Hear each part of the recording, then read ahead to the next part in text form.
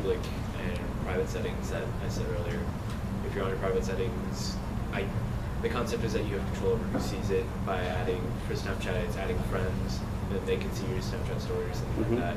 But you can also have a public Snapchat story in which anyone who knows your username or knows how to get to it can see whatever you put up because you've made it public. Okay. So let's talk a little bit about the ramifications of using social media that now we've established is not private, right? What are some potential ramifications? Let's say me as an employer.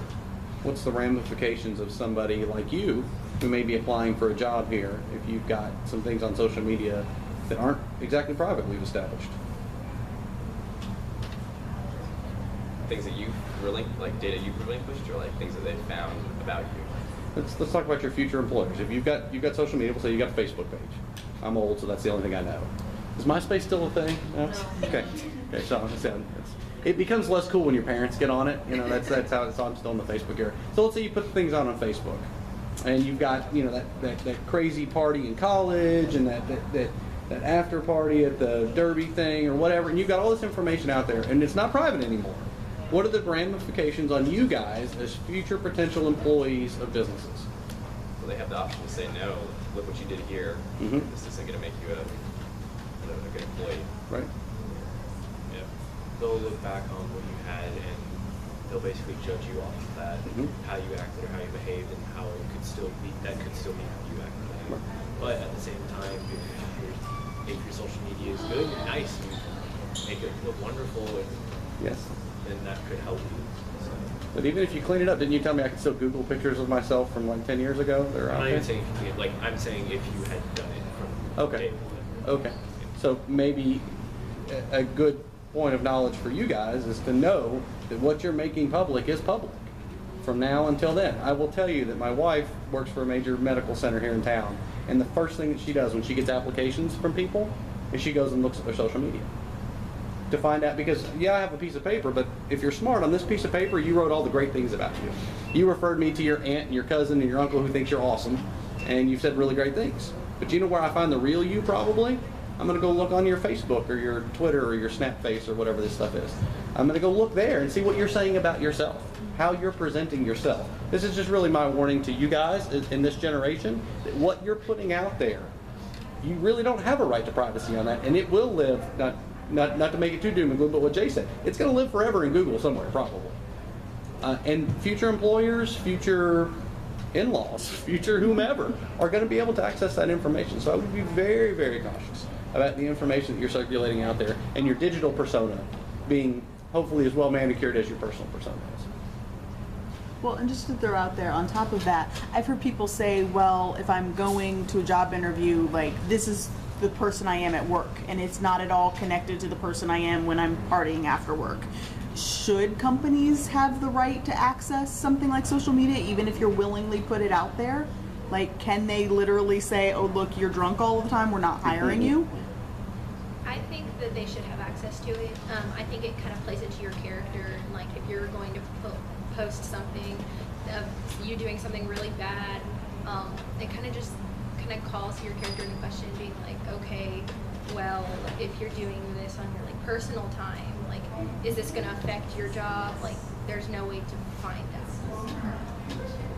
Companies have the right to choose who they hire and who they don't hire based on whatever they want. So it's their right. And by putting something bad up there, even if the concern isn't like employers, I mean, other people will see it if you made it public and they can judge you on that. And you open yourself up to all of that, and at that point, it's, do you really care about it enough to understand that concept? Do you guys know anything about cookies? No?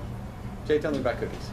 I know a little bit about it. Okay. And there are many websites that will use cookies, and they basically measure and track certain things on your computer. Okay. And normally when you're using a website, there'll be a little pop-up that says, we use cookies. Will you continue using our website, or something along those lines? Would you like to enable Most people Yes. So for those who don't know what cookies are bits of information that are stored locally on your computer about whatever you're doing. It's metadata is what it is.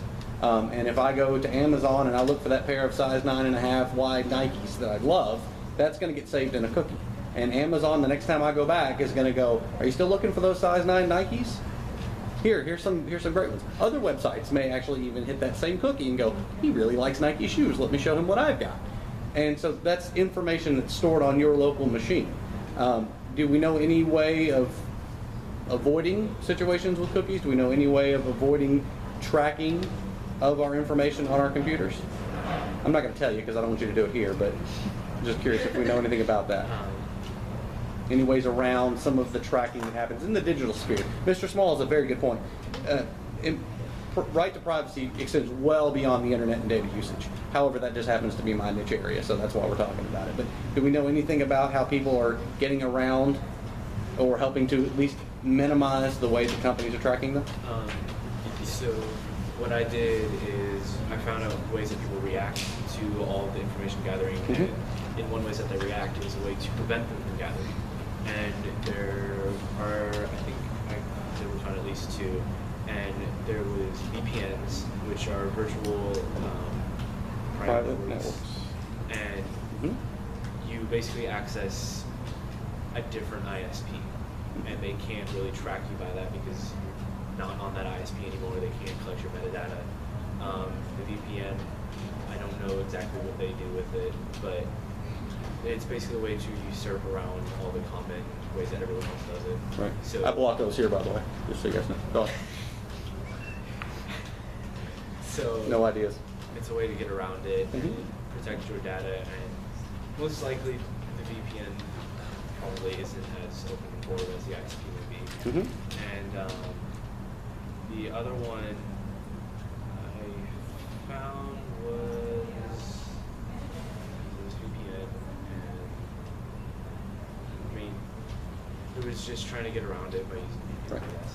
There's a lot of people who use in-private browsers that don't store cookies, don't track data, those sorts of things.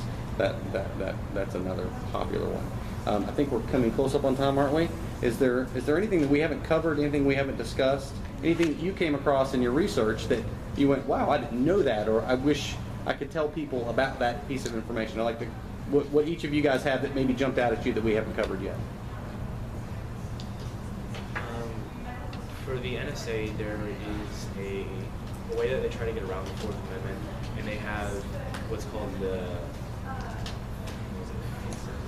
FISA court, and it's the Foreign Intelligence Surveillance Court, and they basically just dish out warrants for the NSA and allow them to access your information, just really basically search through it rather. And they do that under this, like, we can't give away all our secrets because we do have enemies and they can't know exactly what we're doing. So the FISA court kind of acts as a secret court that also is restricted for us to know their decisions that they make. They can dish warrants or make rules and things. So cases still have to be brought there and they still have to be adjudicated, but it's kind of in a private setting, not freedom of information. Okay, I just want to make sure that we didn't think that they were doing anything. What about you, Abby? Because Trump has not really come forth with his views on right to privacy. I did a lot of research on Obama's because he was our research president, and it was just really interesting to hear. He gave a speech on it after the Snowden incident, and The Snowden incident. Yes. and he just talked about how against it he was, and how he brought forth many ideas and reforms that he wanted to enact, such as eliminating Section 215, which was the collection of metadata that the NSA was getting. Somebody know where they're bulk collecting that data at? Just curious.